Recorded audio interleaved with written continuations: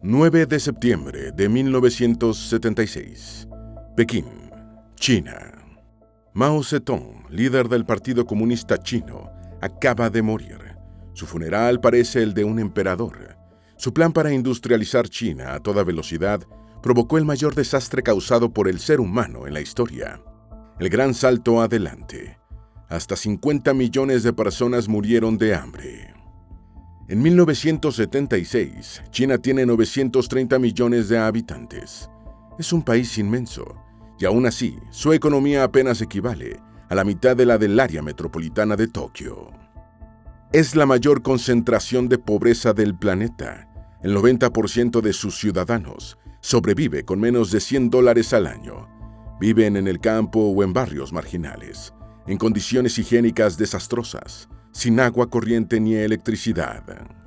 Muchos sufren retraso en el crecimiento o desnutrición crónica, extremidades delgadas, vientres hinchados, rostros envejecidos antes de tiempo, bocas sin dientes. Muchos son analfabetos. Muchos mueren por enfermedades triviales. Esto es el gran logro de Mao, un hombre dispuesto a pagar cualquier precio, a sacrificar cualquier cosa y a cualquiera, excepto a sí mismo. Obviamente, con tal de demostrarle al mundo que el comunismo podía funcionar. Durante un breve periodo, el Partido Comunista Chino intenta frenarlo y reconstruir la economía. Pero Mao, temiendo que China pudiera convertirse en un país capitalista, responde desatando la revolución cultural, escuelas y universidades, cerradas de un día para otro. Edificios históricos, demolidos, obras de arte y libros, quemados, decenas de millones de personas, perseguidas, incluidos miembros del propio partido, arrestadas, torturadas, desaparecidas. Entre las víctimas, Deng Xiaoping, miembro histórico del partido, cercano a Mao desde los primeros años del Partido Comunista. Deng fue purgado 2 veces por ser considerado no lo suficientemente comunista. Lo arrestan junto a su familia. Su hijo, arrojado por los guardias rojos desde el 4º piso de un edificio, queda paralizado de por vida. Deng Xiaoping llega al poder en 1978. Ante él, un país atrapado en la pobreza y el miedo, destruido por sus propias convicciones y, aún así, absolutamente convencido de tener razón, poco dispuesto a escuchar y todavía menos a cambiar. No importa si el gato es blanco o negro, lo importante es que case ratones, dirá. A través de un enfoque pragmático, logrará convencer al Partido Comunista de abrir China al mundo, desencadenando la transformación económica más rápida y profunda de la historia moderna, y poniendo al país en el camino que lo llevará de la mayor barriada marginal del planeta a la superpotencia moderna que China es hoy. Este es Deng Xiaoping, el arquitecto de la China moderna. El primer verdadero problema de Deng Xiaoping no es cómo reformar China, sino cómo liberarse de la herencia de decisiones desastrosas dejada por Mao Zedong, que impide al país crecer. Sin embargo, criticar a Mao equivale a criticar el comunismo. Si Deng critica a Mao demasiado abiertamente, corre el riesgo de destruir la legitimidad misma del Partido Comunista. Así que Deng hace algo muy inteligente. Usa las palabras de Mao contra la herencia de Mao. La práctica es el único criterio para comprobar la verdad. Y, sobre todo, buscar la verdad en los hechos. Si lo que hizo Mao funcionó, entonces debe conservarse. Si lo que hizo no funcionó, entonces debe cambiarse. Mao tuvo razón en 7 partes y se equivocó en 3, sostiene Deng ante el partido. Deng rinde homenaje a Mao por haber fundado la República Popular China y por haber unificado al país bajo el control del Partido Comunista tras la Segunda Guerra Mundial. Pero la práctica ha demostrado que muchas de sus políticas económicas no han funcionado y que, por tanto, ahora es legítimo reformarlas. Deng critica a quienes, dentro del partido, siguen defendiendo a capa y espada el socialismo pobre, sosteniendo que el socialismo no puede durar si permanece pobre. Según él, China solo podrá demostrarle al mundo que el socialismo funciona si logra producir mejores resultados que el capitalismo, mejorando de manera concreta la vida material de su población. Así, Deng empieza por donde Mao solo había dejado ruinas: la educación. Restablece el Gaokao, el examen nacional de acceso a la universidad. Las escuelas y universidades vuelven a abrir. Se introducen 9 años de educación obligatoria. Los intelectuales, antes perseguidos bajo Mao, ahora son alentados a estudiar con rigor y a utilizar sus conocimientos para mejorar China. Consciente de que el pueblo chino necesita una educación moderna para construir un país moderno, Deng crea becas para que los estudiantes puedan salir de China y estudiar en el extranjero. Sabe que puede perderlos. Occidente es rico, muchos no regresarán, y aún así, para Deng, aunque solo vuelva una pequeña parte, vale la pena. Cuando, en su juventud, su padre le preguntó: «Hijo mío, ¿por qué quieres ir a estudiar a Francia?», Deng respondió: «Para aprender el conocimiento y la verdad de Occidente, y así poder salvar a China». Ahora, en la vejez, esa misma humildad sigue ahí. Deng está dispuesto a admitir errores y también a reconocer algo que Mao jamás habría podido aceptar: que China está atrasada y que no debe avergonzarse de pedir ayuda al mundo. Japón, hasta hace muy poco tratado como un enemigo por los crímenes cometidos contra el pueblo chino durante la Segunda Guerra Mundial, ahora se convierte en un modelo a seguir. La visita de Deng a Japón rehabilita las relaciones entre ambos países. Deng no está allí para fingir que la historia nunca ocurrió. Está allí para entender cómo un país asiático, antaño destruido, logró transformarse en un gigante industrial. En 1978, Japón produce automóviles, productos electrónicos, barcos y maquinaria. Su economía es tan enorme que representa aproximadamente la mitad de toda la economía de Asia, a pesar de tener solo el 4% de la población del continente. En Corea del Sur, el dictador Park Chung-hee, mediante la educación, la planificación estatal, las exportaciones y una fuerte política industrial, está transformando el país en una potencia económica. En Taiwán, Deng descubre otra sociedad china, más pequeña, pero más rica, industrializada y respaldada por Estados Unidos. En Hong Kong, queda impresionado al ver cómo los cantoneses y chinos, bajo dominio británico, se han enriquecido enormemente gracias al comercio y a las conexiones internacionales. En Singapur, Deng queda fascinado por Lee Kuan Yew, un líder autoritario al frente de un diminuto estado de mayoría china, capaz de colaborar activamente con Occidente, atraer capital, mantener el orden y la limpieza, y transformar una pequeña isla en un centro financiero global. En Estados Unidos, Deng observa el poder del mundo industrial moderno en toda su magnitud: universidades, laboratorios, fábricas, computadoras, aviones y sistemas de gestión. Visita fábricas estadounidenses. Comprende que China no puede seguir avanzando si permanece cerrada al mundo. Con la reforma y apertura, lanzada el 18 de diciembre de 1978, Deng abre China al mundo. Ante el partido, Deng presenta todo esto como una política comunista, casi como la versión china de la nueva política económica de Lenin. China, sostiene, todavía se encuentra en la fase inicial del socialismo. Antes de que el socialismo pueda demostrar realmente su superioridad, el país debe construir la base económica necesaria para sostenerlo. Al capitalismo se le permitirá funcionar en China, pero no gobernar. El país seguirá siendo comunista, insiste Deng.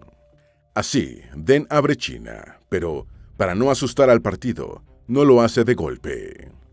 Inspirándose en la Shannon Free Trade Zone de Irlanda, crea pequeños laboratorios económicos a lo largo de la costa: Shenzhen, cerca de Hong Kong; Zhuhai, cerca de Macao; Shantou, en Guangdong; y Xiamen, frente a Taiwán. Dentro de estas zonas económicas especiales, los impuestos son más bajos, la burocracia es más ligera, las autoridades locales gozan de mayor autonomía y las fábricas pueden producir para la exportación.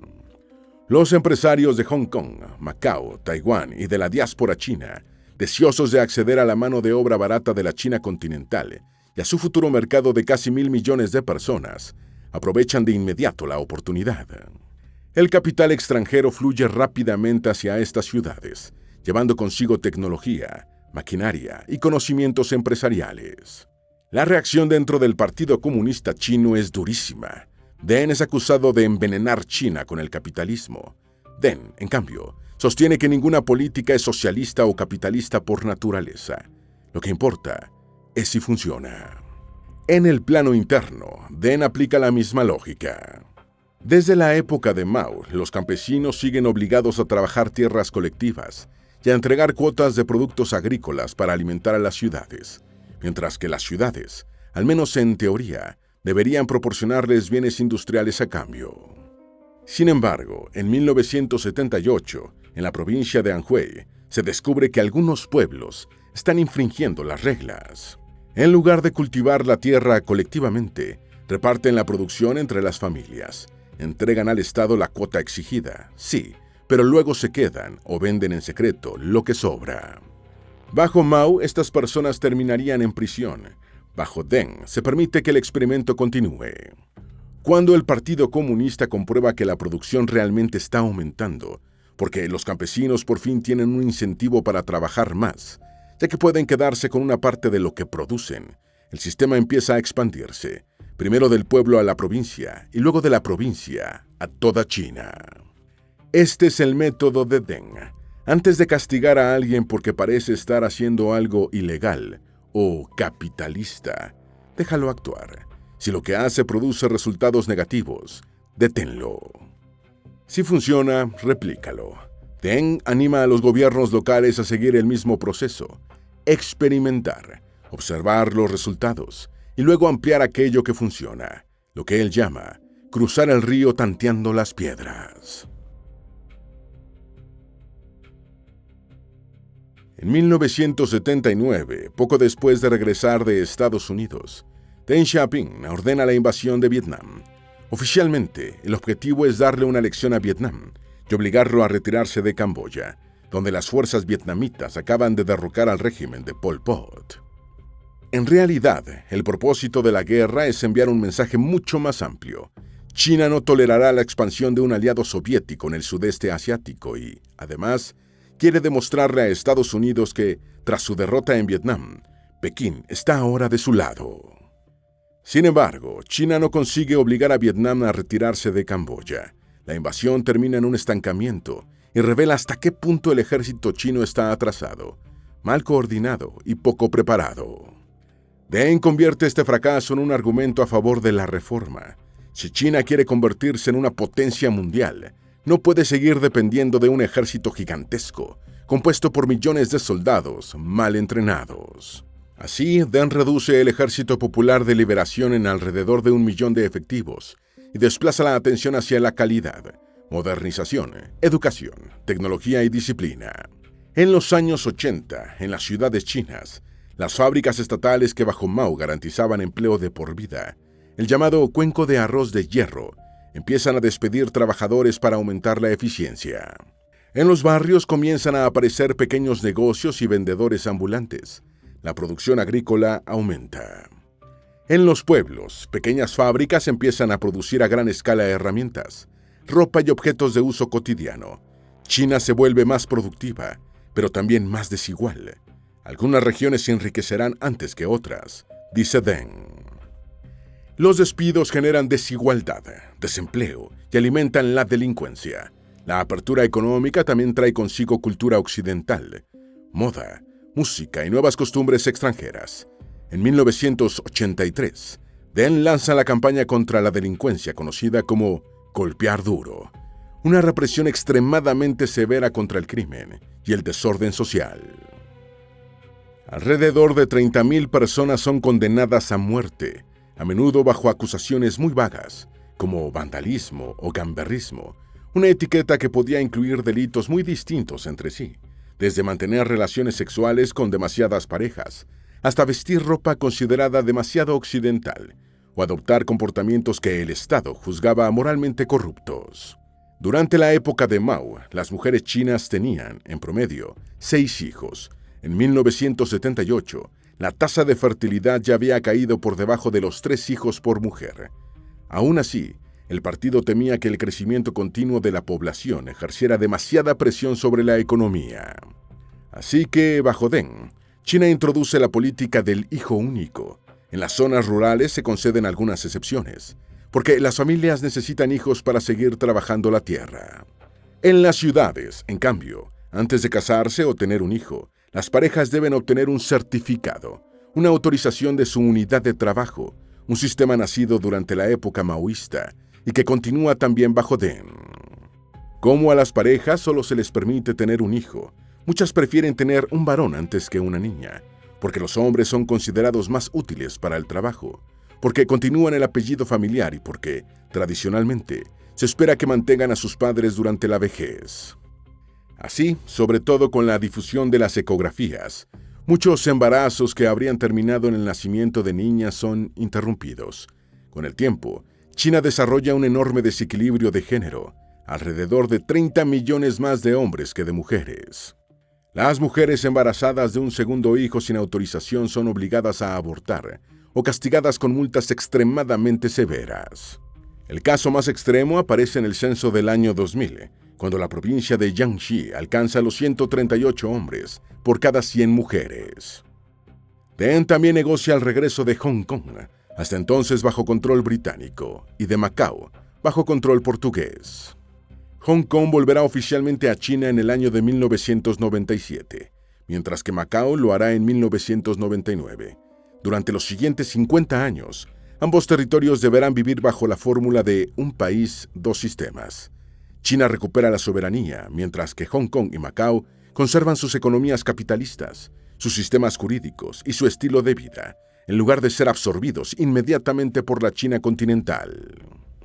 A mediados de los años 80, China está cambiando a una velocidad enorme. Hay mercados, hay empresas privadas, las ciudades costeras crecen a ritmos vertiginosos.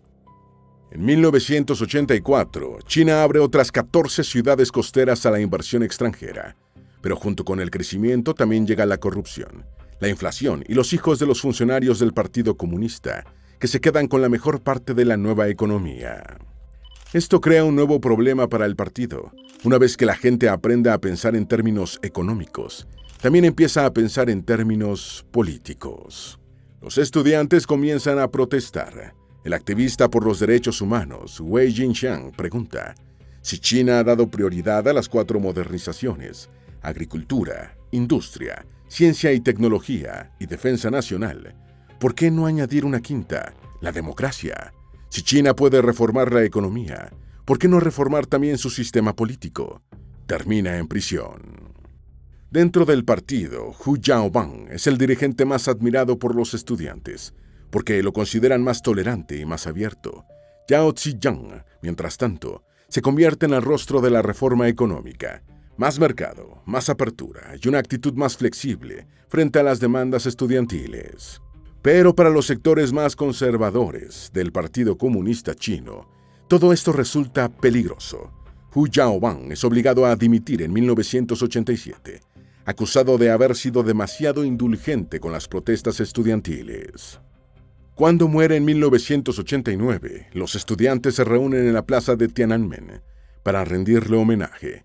El duelo, sin embargo, termina transformándose en protesta. Al principio, la protesta no es un movimiento unificado, con una sola reivindicación. Algunos quieren democracia, otros exigen libertad de expresión.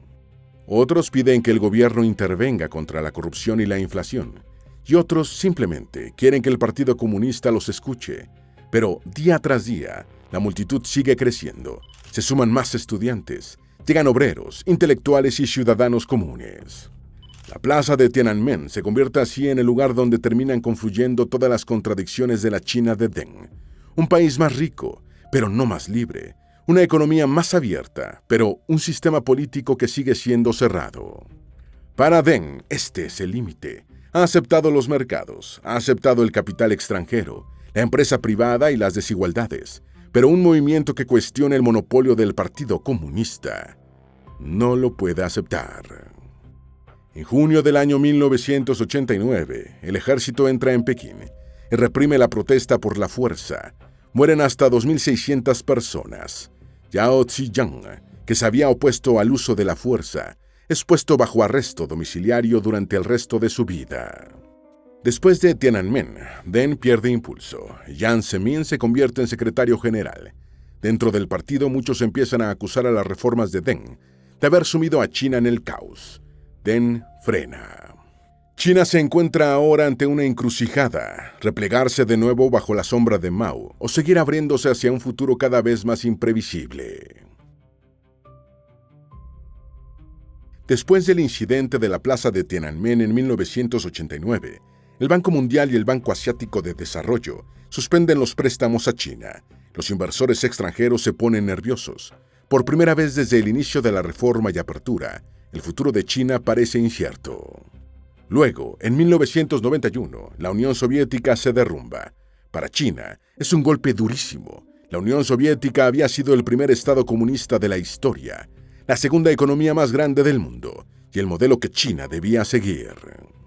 Para muchos dentro del Partido Comunista Chino, la lección es evidente. Abrirse demasiado poco significa volver a la pobreza. Abrirse demasiado significa correr el riesgo de derrumbarse como en la Unión Soviética.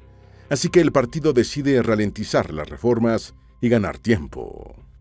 En 1992, a los 87 años, físicamente frágil pero todavía políticamente influyente, acompañado por su esposa, sus 4 hijos y varios de sus nietos, Deng Xiaoping parte de Pekín rumbo al sur de China.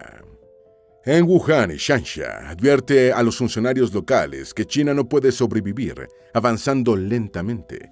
La reforma y apertura debe continuar. El desarrollo, dice, es el principio absoluto. En Shenzhen, una de las 4 zonas económicas especiales que él mismo había creado, Deng ve la prueba concreta de su experimento. En los años 70, Shenzhen no era mucho más que un gran pueblo de pescadores habitado por 50,000 personas. En 1980 ya se había convertido en una ciudad de 330,000 habitantes. En 1992 era ya una metrópolis de 2.7 millones de personas. En apenas 12 años, su población se había multiplicado por 8, su PIB por 120, su producción industrial por 360. La ciudad crece tan rápido que el rascacielos Guomao, una torre de 160 metros y 50 plantas, el edificio más alto de China en el año de 1992, se construye al ritmo de una planta cada 3 días. Esto pasará a la historia como Shenzhen Speed, la velocidad a la que se mueven las cosas en Shenzhen. Ante el gobierno de Shenzhen, Deng dice: sean más audaces a la hora de impulsar la reforma y apertura. Atrévanse a experimentar. No caminen como mujeres con los pies vendados. Durante el viaje, repite, no importa si el gato es blanco o negro, lo importante es que case ratones. China, dice, debe hacer más y hablar menos. Debe aprender de Singapur. En Zhuhai, Deng habla ante los líderes del ejército y del partido. Quienes no apoyen las reformas, dice, deberían ser apartados de sus cargos. También visita empresas de alta tecnología y repite que la ciencia, la tecnología y el talento del pueblo chino son esenciales para el futuro de China. Su visita a Shanghái, al igual que su visita a Shenzhen, protege las bolsas de Shanghái y Shenzhen. ¿A quienes sostienen que las bolsas son capitalistas? Deng les responde: tendré que estudiar cuidadosamente si las acciones y el mercado bursátil son útiles para el socialismo o si pertenecen únicamente al capitalismo. Eso significa que, mientras tanto, primero debemos probarlos.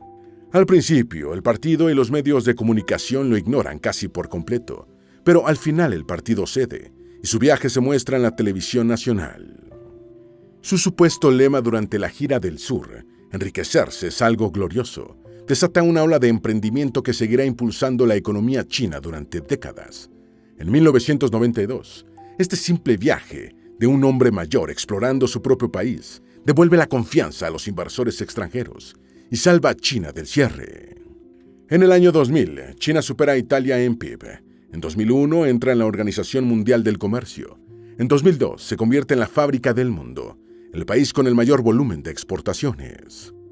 En 2005 supera a Francia, en 2006 al Reino Unido, en 2007 a Alemania, en 2010 a Japón y en 2021 incluso a la Unión Europea.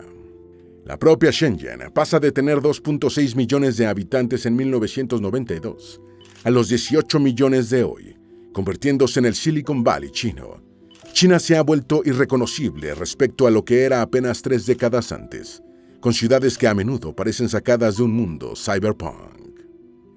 Pero todo esto, Deng nunca lo verá. En 1994, su salud empeora. Ya no puede caminar más de media hora sin apoyo. En 1997, tras una infección pulmonar y años de Parkinson, muere a los 92 años.